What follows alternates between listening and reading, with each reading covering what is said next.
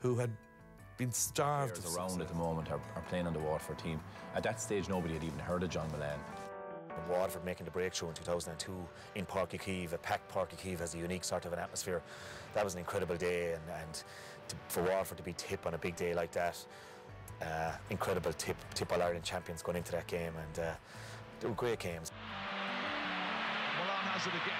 It was a very wet day, very slippy, but their first touch and their skill on the day was fantastic. Now I thought, you know, Tip maybe were a bit complacent. It's hard for a manager who's talking to a team 2 or 3 times a week to beat a population in a county who's talking to them every 5 minutes saying, well, you're going to win this game. And it was a really dangerous game, and that's the way it turned out. Nicely inside here towards Eoin McGrath. Like, we realised there's nothing to fear. There was players on the Tipperary team that day that we thought, you know, would they get on the Waterford team? So from that point of view, we just knuckled down and tore into them, and we got a lucky break in the first half. We got a goal, and we went in at half-time, I think 4 or 5 points down, playing into a strong wind, and realised at half-time, but these guys are very beatable. Stephen Brenner from the De La Salle club.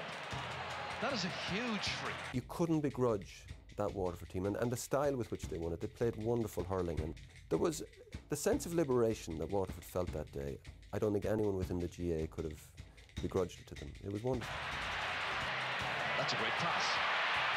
And once again, it's lashed over the bar. I remember at one stage distinctly going to talk to one of the Tipperary cornerbacks, more or less, to admonish him for something or other. And I remember Eoin McGrath sliding out for a ball, and I don't think if he went to, you know, it was one of the best things I ever saw done. The ball skidded off the grass in front of him, and within a foot he caught it and was up and passed it off to someone and put it over the bar. Mullane balancing.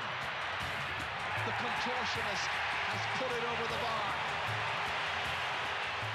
I remember Ken McGrath just controlling the ball with his first touch and straight over the bar. And like it's hard to beat that kind of skill, and when it's working so well on the day. And they said the famine was over. The famine is now over. Waterford are the Munster hurling champions. First time since 1963.